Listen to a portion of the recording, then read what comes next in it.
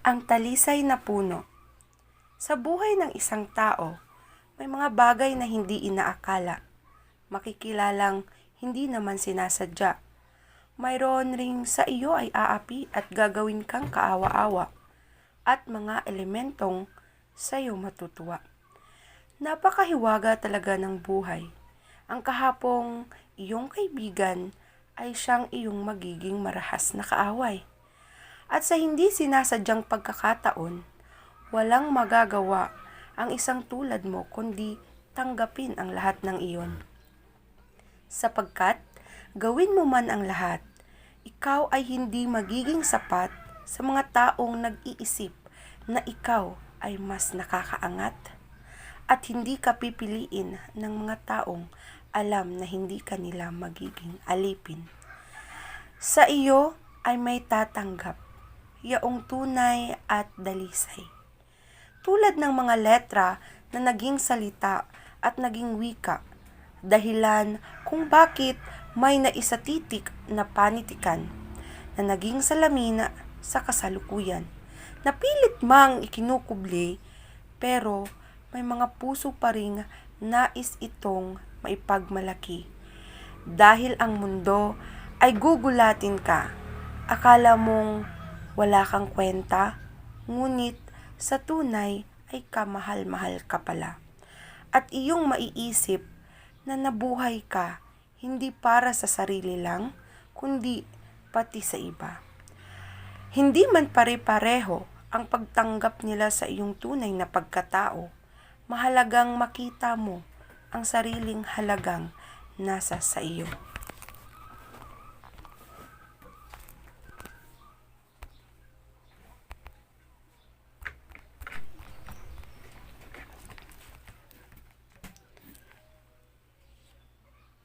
Nga pala, Daniel, hindi ka ba sinasabi sa akin? Tanong ng guro niya sa kanya. Sa isang maaliwalas at magandang umaga, naglalakad si Daniel patungo sa paaralan na may mabigat na puso. Sa loob ng mahabang panahon, siya ay binubuli ng kanyang mga kaklase dahil sa malaking ulo nito. Hindi niya maintindihan kung bakit siya ang napili nilang pagtuunan ng kanilang pang-aasar at pang-iinsulto. Ngunit sa kabila ng mga ito, nakatagpo siya ng kakampi sa katauhan ng misteryosong guro sa kanilang paaralan. Ang guro na ito ay palaging nasa likod ni Daniel, nagbibigay ng payo at suporta sa gitna ng kanyang mga pinagdadaanan. Sa mga oras ng kalungkutan at pangungulila, ang guro na ito ay nagbibigay ng lakas at inspirasyon sa kanya. Hindi niya alam kung bakit ito ang naging kakampi niya. Ngunit, lubos siyang nagpapasalamat sa pagmamahal at pangunawa na ibinigay nito. Hayaan mo na lang sila, Daniel. Isipin mo na ikaw ay maganda at matalinong bata. Walang mali sa'yo. Wika ng guro niya habang hinahagod ang likod nito. Sa sumunod na araw, araw ng Sabado, na may dalang isang maaliwalas at magandang umaga sa bayan ni Daniel. Nagpaalam si Daniel sa kanyang ina upang umalis. Ma, punta lang po ako sa puno ng talisay. Sige anak, mag-iingat ka. Sagot ng ina. Ang sikat na puno ng talisay sa kanila at paboritong puntahan ni Daniel ay tila naglalambingan sa ihip ng hangin habang si Daniel ay naglalakad patungo sa ilalim nito. Noong araw, nais na sana itong ipaputol ng mga nakatira sa bayan nila upang magkaroon ng espasyong lupa. Ngunit naglakas loob si Daniel na ipaglaban ang puno. Sa tuktok kasi neto, makikita na ang buong bayan nila at naging sikat ang punong ito dahil sa kanyang ginawang pagpigil sa pagpaputol ng nasabing puno. Ginawa ni Daniel ang makakaya. Gumawa siya ng liham para sa lokal na ahensya sa kanila at sinumiti ito sa munisipyo. Dahil nga naging sikat ang puno sa ganda ng tanawing makikita sa itaas nito, napaisip na lamang ang mga tao na hayaan ng puno at huwag nang putulin. Sa kanyang mga kamay ay hawak niya ang kanyang paboritong libro, kasama ang mga kwentong nagbibigay saya at inspirasyon sa kanya at nagpapawala sa kanyang bigat na nadarama. Isa sa mga nagpapasaya sa kanya ay ang tahimik na kalikasan at lilim na binibigay ng puno sa kanya habang nagbabasa ng paboritong libro o comics man. Hindi niya alam na sa araw na ito, ang kanyang buhay ay magbabago ng lubos. Wala pang ibang bata sa oras na ito sa puno. Solong-solo niya ang katahimikan ng paligid. Habang siya ay nakatitig sa mga pahina ng kanyang libro, biglang may parang tumatawag sa kanya gamit ang maliit na boses. Napalingon siya at nagulat nang makita ang isang maliit na elemento na may suot na korona. Ang elemento ay may munting katawan na nagliliwanag at may mga pakpak na tila mga dahon ng puno. Sa isang malumanay na tinig, sinabi nito, "Daniel, aking kaibigan, salamat sa pag-aalaga sa puno na ito. Dahil dito, ako ay may ibibigay sa iyo." Nagulat si Daniel at napasabi, "Ha? Sino ka?" Ngunit, hindi siya natakot dahil ang boses ng elemento ay puno ng kabutihan at pagmamahal. Sinabi ng elemento, "Ako si Ninyo at ang ibibigay ko sa iyo ay ang ikakatuwa mo. Matagal na kasi kitang pinagmamasdan, lalo na yung dala mong libro. Gusto mo pala talaga ng comics na tungkol sa superhero o yung mga nagtatanggol na bida sa isang kwento? At alam ko na may mabuti kang puso. Nararapat lang sa iyo itong ibibigay ko at alam ko na gagamitin mo ito sa tama." Napaisip si Daniel at nagpasalamat sa elemento na si Ninyo. Tinanggap niya ang regalo na may kaba at tuwa sa kanyang dibdib. Agad niyang binuksan ang regalo at nagulat sa nakita niya. Isang espesyal na comics ang nasa loob ng kahon. Magsasalita pa sana si Daniel nang biglang nawala si Ninyo kasabay ng malakas na ihip ng hangin. Kaya ibinaon niya na lang ang kanyang atensyon sa natanggap na regalo. Ang mga pahina ng comics ay nagliliwanag at naglalabas ng mga kulay na tila totoong buhay. Bawat pahina ay puno ng mga kwentong tungkol sa mga bayani at mga tagumpay laban sa kasamaan. Nang makita ni Daniel ang espesyal na comics, nadama niya ang lakas at inspirasyon na nagmula rito. Ang comics na ito ay hindi lamang isang simpleng libangan, kundi isang kasangkapan upang gamitin ang kanyang kapangyarihan at maging isang tunay na bayani. Sa bawat kwento sa comics, natutuhan niya ang mga aral ng katapangan, pag-asa, at pag-ibig sa kapwa. Naninibago man, ninais pa rin ni Daniel na pahalagahan ang regalong natanggap nito. Ngunit, syempre, sa paaralan, patuloy pa rin ang pangungutya sa kanya. Natitigilan lamang ang mga kaklase niya na kutyain siya kapag nandyan ang guru niyang nagtatanggol sa kanya. Nagpatuloy ang araw at unti-unti niyang namang binabasa ang comics. Bumabalik siyang muli sa puno ng talisay, ngunit hindi niya na makita si Ninyo. Pauwi na siya at nagtataka dahil tila ba ang pangyayari na ito ay nakita niya na sa comics. Ang senaryong naglalakad sa daan ang bida at may isang malaking pader na bumabagsak at nagkabagsakan sa isang dapit nang biglang Bugs! Isang malakas na pagkabagsak ang kanyang narinig. Tumakbo siya papunta sa lugar na may ingay. Sa may malaking bahay siya napunta, kung saan may bumabagsak na pader. Nabigla siya nang biglang gumalaw ang comics na nasa loob ng bag niya sa sarili nito at nabukas sa pahinang kanyang naalala kani-kanina lang. Lumiwanag ang comics at dahilan sa pagbabago ng anyo ni Daniel mula sa isang normal na estudyante o bata patungo sa isang magandang superhero. Ang kanyang katawan ay napupuno ng lakas at kapangyarihan na hindi pangkaraniwan. Ang kanyang ulo na dating pinagtatawanan ng iba ay naging simbolo ng katatagan at pagkakaisa.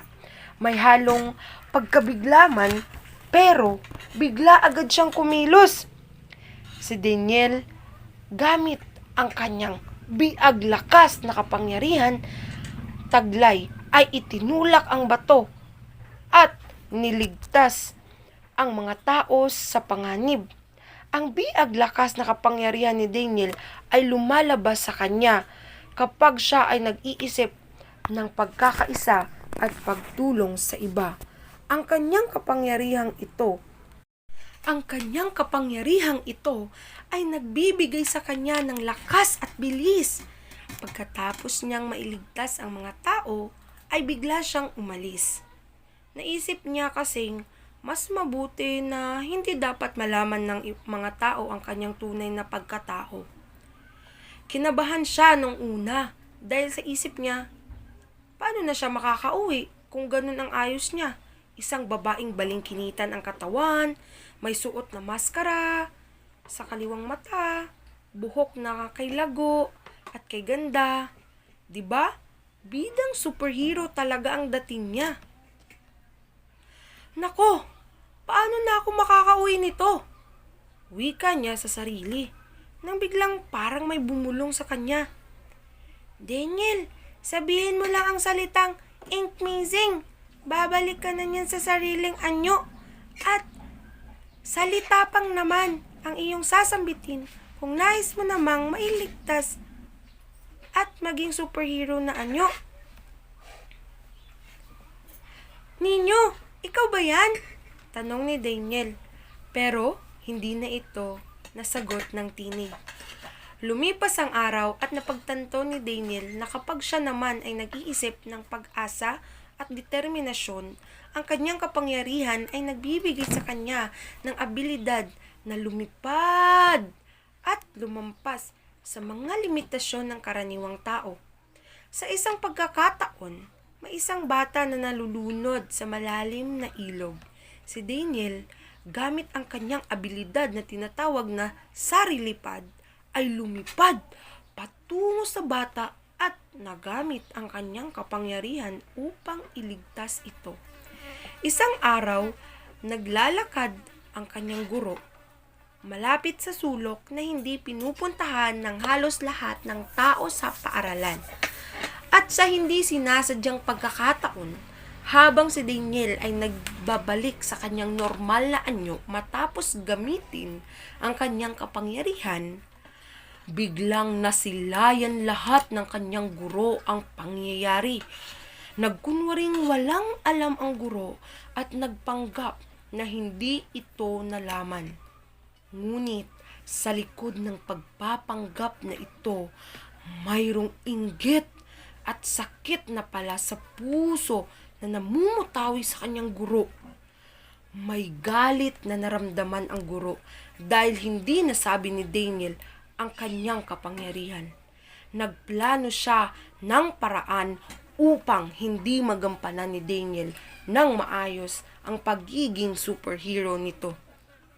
Sinubukan ng guro na magdulot ng mga hadlang at pagsubok sa landas ni Daniel upang mapagod at mawalan ng pag-asa.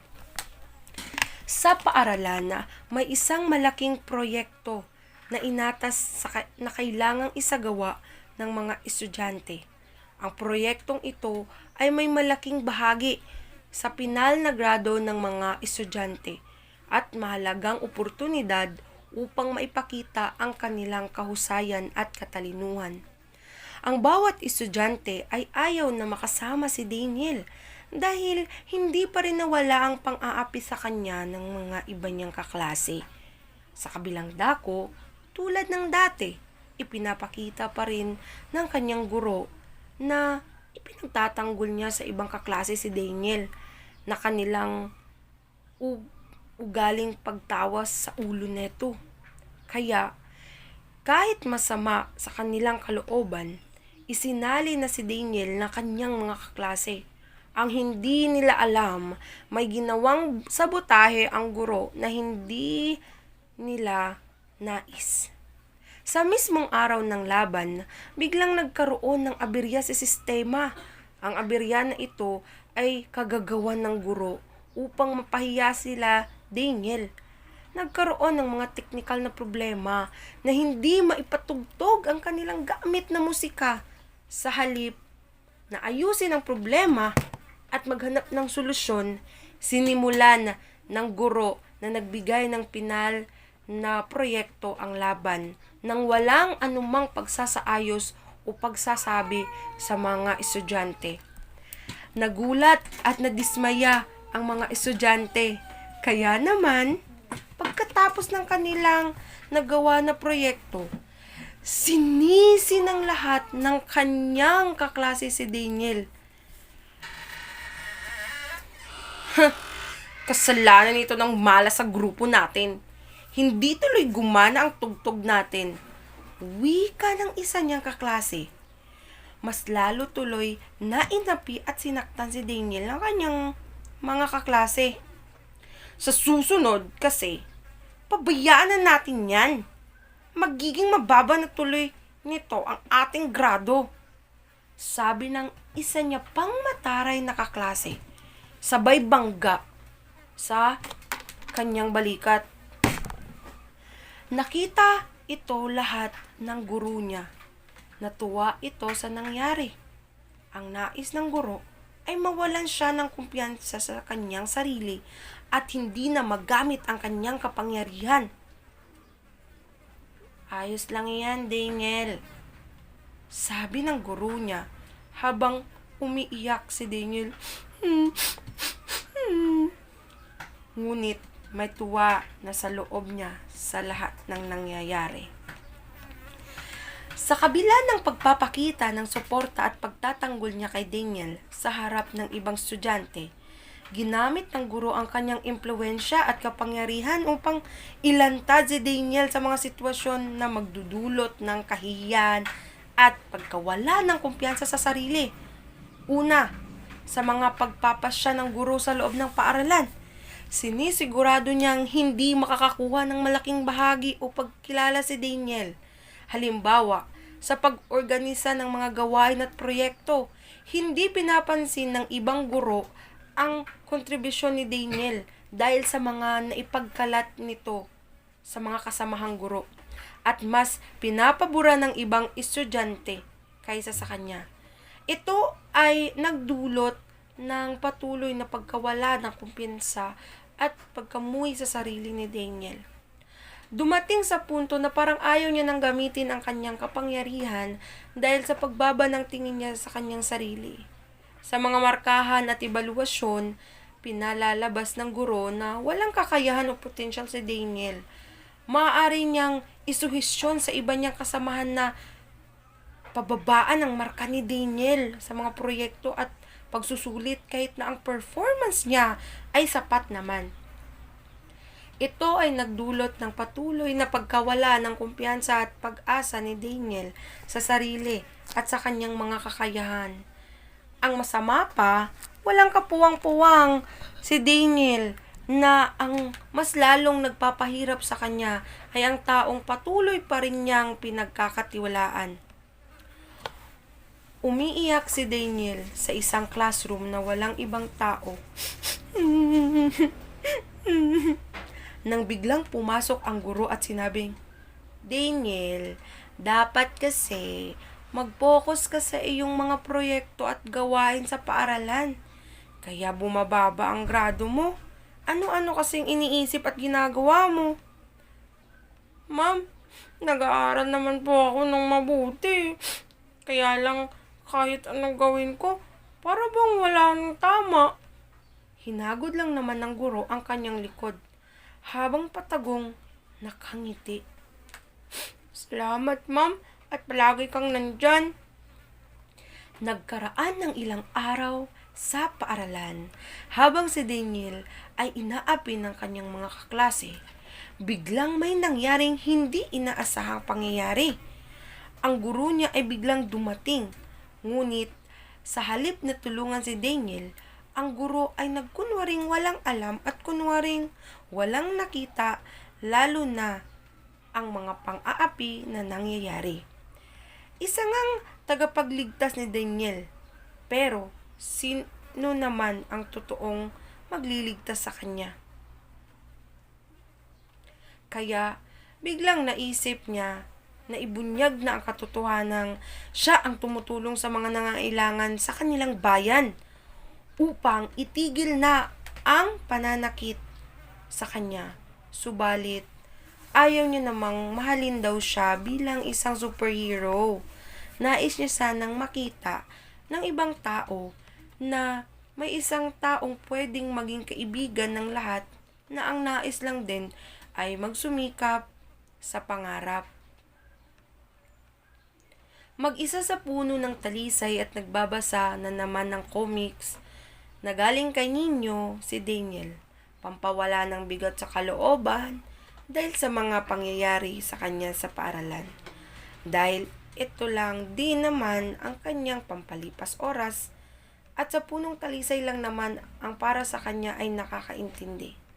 Sa init ng panahon, may nakita siyang matandang lalaki papunta sa punong talisay. Nagpasilong ito sa lilim ng puno. Biglang nagulat ito nang kinausap siya ni Daniel. Tay, ayos lang po ba kayo? Iha, may tao pala dyan. Oo, ayos lang naman. Sabay inom nito sa tubig niyang dala.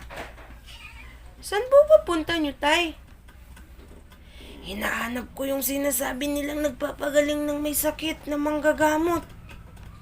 Nagtaka si Daniel kasi parang isa ito sa nabasa niyang comics. Ibig sabihin ni Daniel ay may kakayahang magpagaling ng mga sakit. Gamit ang kanyang ritual-lusugan na kakayahan, nagamit niya ang kanyang kapangyarihan sa tamang paraan na naman. At ito ay upang pagalingin ang matandang lalaki at ibalik ang kanyang lakas at sigla. Nagulat pa nung una ang matandang lalaki nang biglang bumaba si Daniel galing sa taas ng puno at hinawakan ang kanang kamay ng matanda. Nakaramdam ang matanda ng halos pagbalik ng kanyang mga lakas, na para bang pwede na siyang magsibak muli ng kahoy. Nagwika naman si Daniel, Tay, maaari niyo po bang ilihim ang aking ginawa sa inyo? Ayaw ko po kasing malaman ng mga tao ang tungkol sa kakayahan ko.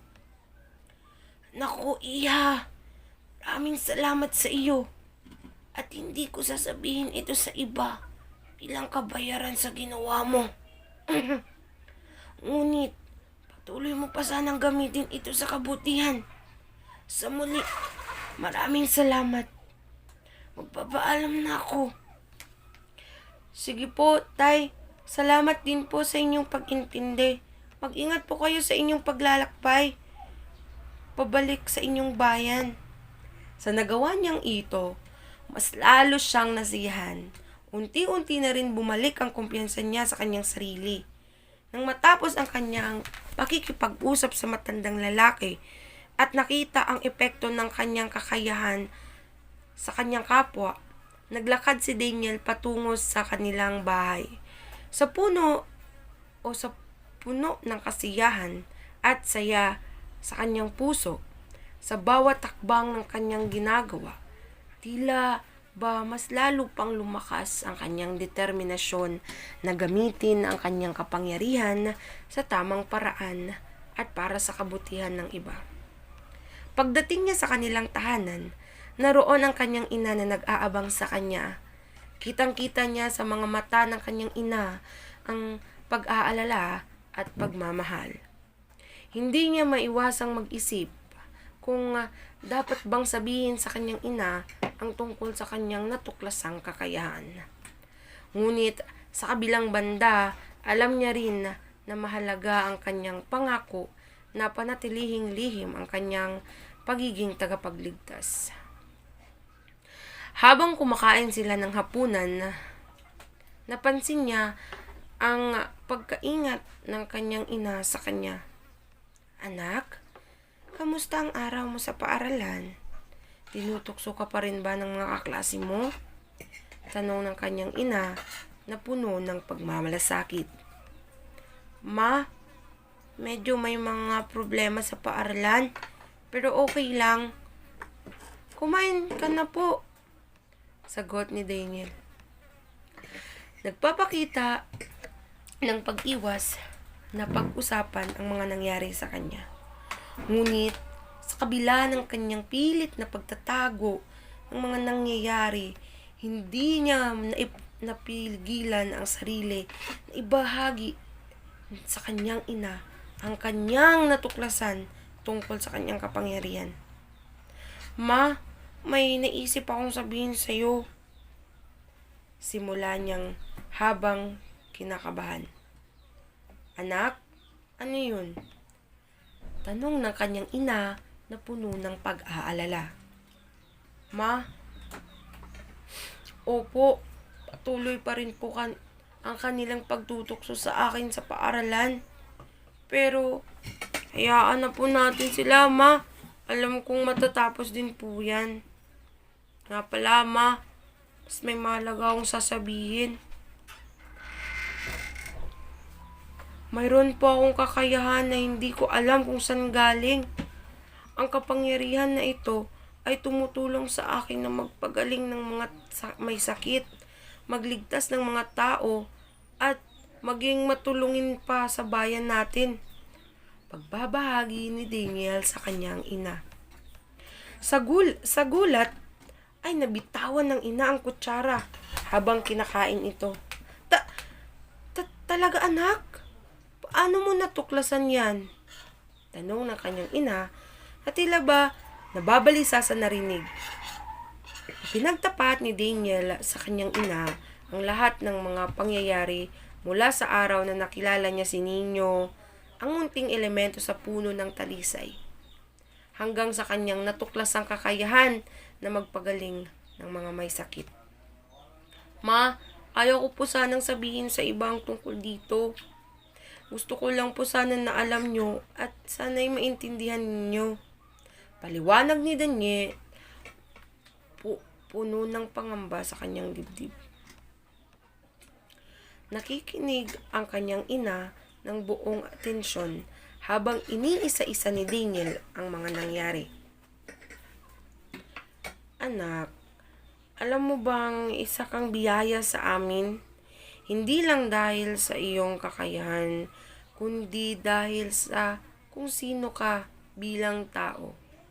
Ngunit, nag-aalala ako para sa iyong kapakanan. Baka mapahamak ka dahil dyan." Sabi ng kanyang ina na puno ng pagmamahal, suporta at pag-aalala. Sa mga sandaling iyon, tila ba nawala ang bigat ng kanyang dibdib na napalitan ng kasiyahan at kaligayahan sa pagkakaroon ng isang mahalagang usapan sa pagitan niya at ng kanyang ina. "Huwag po kayong mag-alala, ma. Ako po ay mag-iingat." Sa mga sumunod na araw, mas lalo pang tumindi ang determinasyon ni Daniel na gamitin ang kanyang kakayahan sa pagtulong sa iba. Sa pamamagitan ng kanyang ritualusugan na kapangyarihan, naging daan siya sa paggaling ng mga may sakit at pagtulong sa mga nangangailangan sa kanilang bayan. Ngunit, sa gitna ng kanyang pagtulong, hindi niya maiwasang isipin ang mga pangyayari sa paaralan at ang patuloy na pang-aapi sa kanya ng mga kaklase at iba pang estudyante.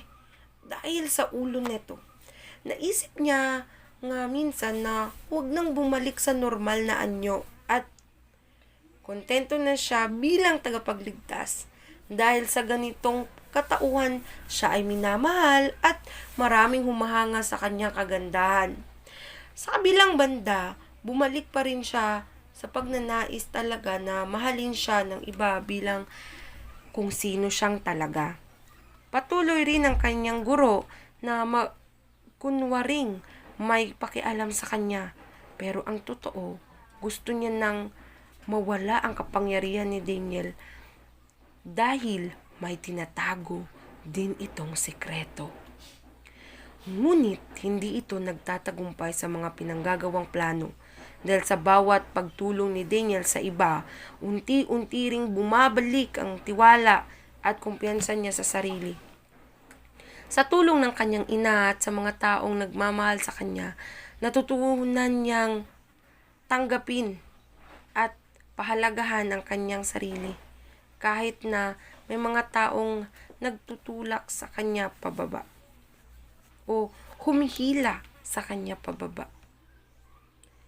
Araw ng Martes, sa isang lihim na silid sa ilalim ng paaralan, nag-iisa ang guro ni Daniel na nakatutok sa isang lumang aklat ng mahika na may simbolong walang nakakaintindi, kundi siya lamang sa lingwahe na tinatawag niya anyong lesgo sa kanyang mga kamay. Hawak niya ang isang mapang-akit na kristal na naglalaman ng kapangyarihan na magkontrol sa isipan ng mga tao. Sa likod ng ngiti at pagiging mabait ng guro nito sa kanya, may mas malalim na layunin ito sa kanyang pagiging malapit kay Daniel. Sa katunayan, siya ay isang sulolo hanapper. Isang nilalang na misyon ang pagkubkob sa mga kaluluwa ng mga taong may espesyal na kapangyarihan, kagandahan at kaangasan upang palakasin ang kanyang sariling kapangyarihan. Sa bawat oras na ang guro ni Daniel ang kanyang kasama, ay tinuturuan niya si Daniel. Ginagamit niya ang kanyang abilidad upang unti-unti na sirain ang kanyang kumpiyansa at pag-asa. Ginagamit niya ang kanyang kapangyarihan upang linlangin si Daniel na isipin na wala siyang halaga at hindi karapat-dapat sa pagmamahal at paggalang ng ibang tao. Daniel, alam mo, hindi ka maiintindihan ng iba. Ako lamang ang makakaintindi sa iyo. Hindi ka nga matanggap ng iba. Nandito naman ako. Hindi ako tulad nila. Kaya huwag ka nang magbigay ng atensyon at magmalasakit sa kanila. Hayaan mo na lamang ang ibang tao. Nga pala, Daniel, hindi ka ba sinasabi sa akin? Tanong ng guro niya sa kanya. Nagtataka man sa mga sinabi ng guro, ay mautal-utal na sinagot niya itong, Ma'am? Wala po. Kaya mas lalong nagalit ang guro nito. Ngunit, hindi niya ito pinahalata. Nung araw na iyon, sabay umuwi ang guro at si Daniel galing sa eskwelahan. Habang sila ay nasa daan, may bigla silang narinig na napasigaw ng, Sunag! Tulong! Napangiti ang guro ng patago. Tinitigan kung paano at ano ang magiging reaksyon ni Daniel. Alam niyang hindi ito matitiis ni Daniel at tutulungan nito. At magandang oportunidad ito sa kanya para malaman ang kayang gawin ni Daniel. Nako, parang ang laki ng sunog na iyon sabi ng guro. Oo nga po, ma'am. Buti pa po tumawag na po tayo ng bumbero. Habang hawak-hawak ng guro ang telepono at tumawag ng bumbero, ay nakita niya na ang pagkabalisa at pag-aalala sa mukha ni Daniel nang biglang, Ma'am, pasensya na po May nakalimutan po ako. May inutos po pala sa akin si Mama. pagsisinungaling ni Daniel. "Ah, ganun ba? Sige, mag-ingat ka ha. Alam mo namang may sunugan dyan." Sagot ng nagpapawalang bahala na guro. "Sige po ma'am, kayo rin po mag-ingat. Una na po ako." Tumakbo papalayo si Daniel sa kanyang guro habang naghanap ng lugar na maaari niyang pagpalitan ng anyo. Ang hindi niya alam, sinusundan na siya ng kanyang guro. Sa isang sulok ng iskinita, bigla niyang sinambit ang salitang, "Ink missing!" At naging magandang tagapagligtas na naman ang anyo ni Daniel. Nakita ito lahat ng guro, kaya mas lalo siyang naging interesado sa kapangyarihang taglay ni Daniel.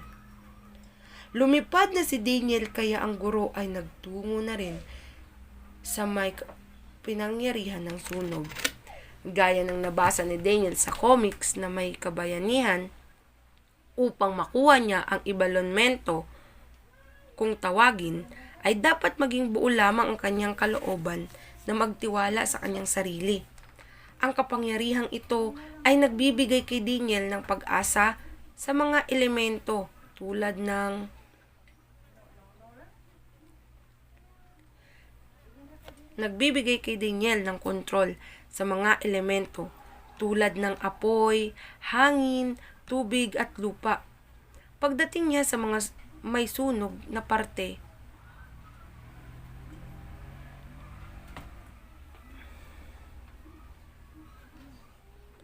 una ay hindi niya pa makontrol ang tubig at apoy. Nangangahulugan na may pag-aalinlangan pa ito sa sarili. Pero dahil sa mas gusto niyang makatulong sa mga tao sa residensyal na lugar na iyon, inalis niya ang kanyang duda sa sarili at mas nagtiwala na makakaya niya ito. Kaya sinubukan niya muli ikumpas ang kanyang kamay na nagpapakita ng pagkontrol ng elementong apoy. Laking tuwa nito nang unti-unti niyang nakukontrol na ang apoy at humihina na ito at hindi na aabot sa iba pang bahay. Pinatay nga ng lubusan ni Daniel ang apoy at niligtas ang mga tao na nasa peligro.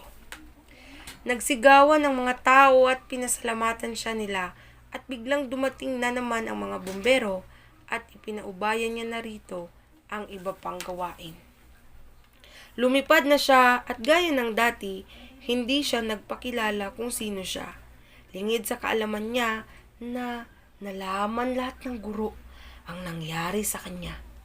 Sa nakita nito, mas lalo lang niyang ninais na mapasa kanya ang kapangyarihan ni Daniel. Nag-isip ito ng magandang plano kung paano kukunin ang kapangyarihan ni Daniel. Dahil parang hindi talaga umuubra ang kanyang pagmamanipula at pagpapababa sa sarili ni Daniel. Sa madaling sabi, ang kapangyarihan niya gamit ang mga salita ay hindi tatapat sa mga pinanghahawakan ni Daniel na aral galing sa regalong bigay ni Ninyo. At ito ang hindi niya alam. Kaya naisip nitong gawin na lahat sa kilos. Gamit ang mahikang mayroon siya, gumawa ito ng baston. Nilagyan niya ng kanyang mahiwagang kristal na pinagmumulan ng kanyang kapangyarihan at ginawa niya itong tagahigop o instrumentong mag-aangkin ng kaluluwang kapangyarihan ni Daniel. Nag-isip siya kung paano ito masusubukan, kaya naman lumabas ito sa kanyang sikretong kwarto. Sinubukan niya ito sa pamamagitan ng pagkuha ng kaluluwa ng isang maangas na estudyante sa kanilang paaralan. Habang naghihipak ng vape ang isang estudyante malapit sa kung saan ang tagong kwarto ni Ma'am, itinutok niya ang kanyang ginawang baston, sabay sabing, "Gwenchana!"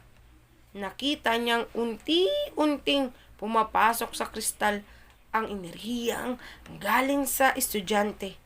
Tumatawa ito habang nakikitang nahihirapan na ang estudyante at unti-unting nagiging kulubot ang balat. Ito ay naging matanda na walan ng lakas kaya nakahiga na lamang sa lupa. Hindi makasigaw dahil nawalan na ito ng kakayahang makapagsalita. Tuwang-tuwa ang guro sa nakita. Sa tingin niya ay wala nang makakapigil sa kanya. Umalis siya at pinabayaan ang naging una niyang biktima. Ang unang biktima ng guro ay hinanap sa buong klase. Akala ng pamilya ng estudyante, ito ay napatay sa kaguluhan. Mahilig kasi yun sa gulo, hanggang sa may nakakita ng bangkay niya kung saan ito iniwan ng ma'am. Narinig man ito na balita ng guro, parang wala lamang ito sa kanya. Dahil alam niyang wala siyang bakas na iniwang makapagtuturo na siya ang may kasalanan.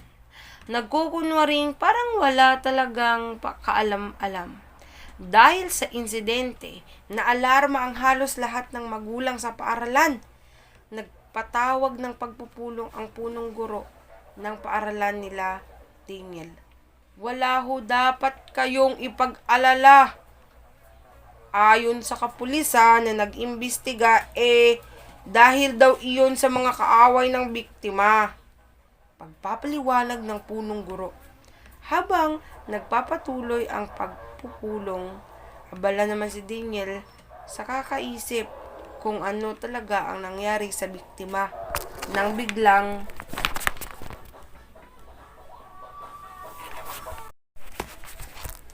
"Oh, Daniel, hindi ka ba natutuwa?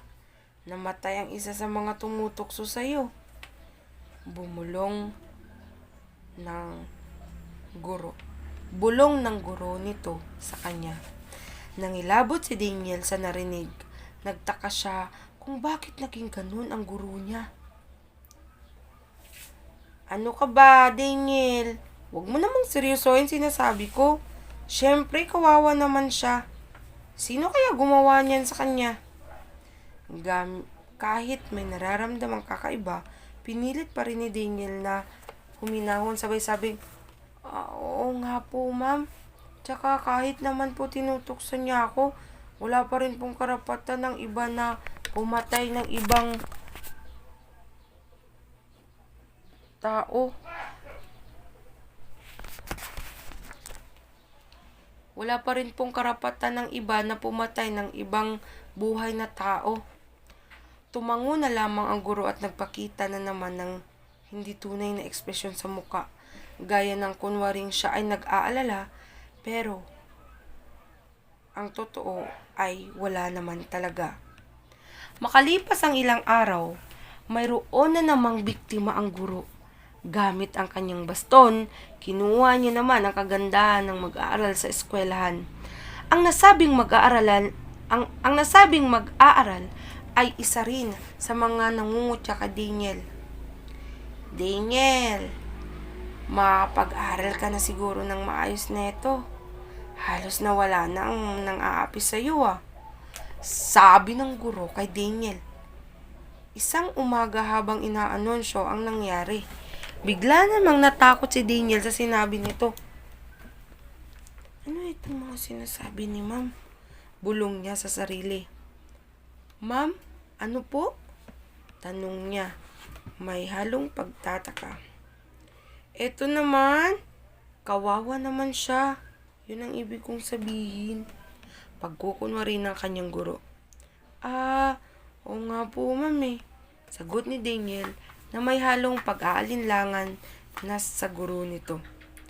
Dahil sa hindi mapakaling si Daniel, naisip niyang alamin ang totoong nangyari sa kanilang paaralan kasi ramdam niyang hindi ito normal na insidente lamang, sapagkat nahihiwagaan ito sa kilos ng kanyang guro sa mga nakaraang araw. Minabuti niyang alamin ang mga pinanggagawa nito. Naisip niya rin na sa sobrang tagal na nilang malapit sa isa't isa, ay wala man lang itong kaalam-alam tungkol sa kanyang guro na sinasabing tagapagtanggol niya. Kaya sinundan niya ito matapos ang klase.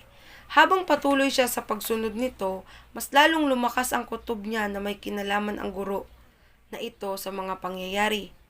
Sa pagsunod niya ay nakarating sila sa sulok ng paaralan na walang tao at kung saan unang natagpuan ang bangkay ng naunang biktima nito. Nang biglang may bumukas na lagusan pa ibaba at pumasok ang guro na ito. Sa comics, may naalala si Daniel na nabasa isang bruha ang kalaban ng isang prinsesa. Ang bruhang ito ay nagngangalang Ursulanggam. Nagimbal siya dahil ang lugar na kanilang pinasukan ay gaya ng mga larawan sa comics na lugar ni Ursulanggam. Akala ni Daniel ay naging maingat siya sa pagsunod sa kanyang guro. At iyon ang maling pag-aakala niya. Lingid sa kaalaman niya, alam ng guro na sinusundan na nga siya ni Daniel at natutuwa ito dahil sa isip-isip niya ay magagawa niya ang matagal niya nang binabalak na pag-angkin sa totoong lakas at pwersa mayroon sa mundo upang magamit niya ito sa personal niyang interes. Papasok sa lagusan. Gamit ang hagdan ay narating ni Daniel ang kailaliman. Nagtaka ito dahil wala na ang kanyang guro. Daniel, bakit ka sumunod sa akin? Mahinang bulong sa kanyang likurang tenga ng guro at biglang nagsara ang lagusan kung saan sila dumaan. Tumayo ang mga balahibo ni Daniel. Pakiramdam nito'y nasa lugar ito ng demonyo at bruha sa comics, lalo na sa nakitang mga kapaligiran na mahikang itim. Dala-dala ang baston na nagwika ang guro. Akala mo ba, di ko alam, na ikaw si Panitikweman?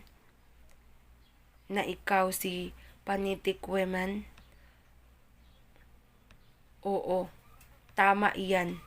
Ang tawag nila sa may kapangyarihang anyo ni Daniel. Ma'am, ano pong ibig sabihin nito? Bakit ho ganito? May patanong-tanong ka pa talaga. Baka gusto mo munang magpasalamat kasi pinatay ko na ang dalawa sa naiinis sa'yo. Kaya lang, may natitira pang naiinis sa'yo. Nandito siya sa likuran mo. Natatawang bigkas ng guro. Naiyak na ang kawawang si Daniel. Hindi niya ito mapigilan. Oh, bakit ka na umiiyak? Nais mo bang makitang muli ang mga nalalait sa'yo? Huwag kang mag-alala. Susunod ka na sa kanila. Tsaka, bakit hindi mo gamitin ang kapangyarihan mo ngayon? Pagkasambit nito ay bigla niyang itinutok ang baston. Pagkasambit nito ay bigla niyang itinulak at itinutok ang baston kay Daniel at Gwenchana! Pagkasabi nito ay may naramdamang mga enerhiya si Daniel na sa kanya. Sinubukan pa ni Daniel na mag-anyong Panitikweman upang pigilan ang ginawa ng kanyang guro. Ngunit hindi niya na ito makayanan pa. Ramdam niya ang pagkahina nito at hindi nagtagal nahiga na ito sa lupa. Ngayon, ako na ang pinakamaangas, pinakamaganda, at pinakamalakas na tao dito sa mundo. At wala nang makakapigil sa akin. Tagumpay na litanya ng guro. Sa sobrang tuwa, hindi niya napansin na nagkaroon ng bitak ang mahiwagang kristal nito. Makikitang hindi na makayanan ang mga nahigop na kapangyarihan at kaluluwa. Ma'am, bakit niyo po ito ginagawa? Akala ko po ba kayo ang palaging nandyan para sa akin? Sumbat na nanghina ng Daniel na para bang ito na ang nalalabi niyang oras. Kailangan ko pa bang magpaliwanag? Sa palagay ko, hindi na. Mamamatay ka rin naman. Pagkasabi nito'y sinubukan niya ang baston na puno ng kapangyarihan. Ngunit, di niya pa rin batid ang bitak neto. Inumpisahan niyang gamitin ang baston na puno ng iba't ibang lakas sa pamamagitan ng paghiling dito na magkaroon ng magandang tinig para siya ay mas lalong magustuhan daw ng mga tao at maging idolo ng marami. Sinambit ang Gwenchana! Pero walang boses na ibinigay, sa halip ay biglang Bugs! Nabasag na nga ang kristal. Ang bawat liwanag na nasa loob nito ay nagpaikot-ikot. Woo! Woo! Ah! Sigaw ng guro habang si Daniel ay nakahandusay at wala ng lakas para magsalita. Walang nagawa kundi panoorin ang nangyari at nangapa. Lumaki ang liwanag at dinala ang guro sa itaas at biglang ibinagsak ng sobrang napakalakas, dahilan para ito'y manghina at nakahandusay na sa lupa. Samantalang bumalik ang lakas na nawala kay Daniel. Bumalik ng kusa ang kapangyarihan sa kanya, nawala. Itinayo si Daniel ng liwanag at may nagbulong. Ligtas ka na, Daniel! Alam ni Daniel na si Ninyo ang bumulong sa kanya. Salamat, Ninyo, sambit nito. Nang makatayo, tumakbo siya paparoon sa guro nito. Ma'am, tumayo po kayo, sabi nito sa guro habang inalalayan nito. Sa mga nagawa nito sa kanya, hindi kaya ni Daniel na magalit at magkaroon ng sama ng loob dito. Ngunit, bigla na lang nasabi ng guro na, Malis ka na. Hayaan mo na ako dito. Hindi na ikaw si Daniel. Wala na yung malaking ulo mo. Wika niya habang nahihirapan. Nagtaka man sa sinabi ng guro, sinubukan niya pa rin na gamutin ang guro gamit ang kanyang ritual lusugan na kakayahan. Pero sabi ng guro, hindi ko kailangan ng awa mo. Umalis ka na. Pagod na akong kinaawaan. Alam mo ba kung bakit ako ganito? Ulad mo. Dati, inaapi rin ako. Ito, ang ilang mga kataga ng kanyang guro bago nawala na parang bula ang katawan nito sa mga kamay at balikat ni Daniel. Mom! Ang huling sigaw ni Daniel habang umiiyak.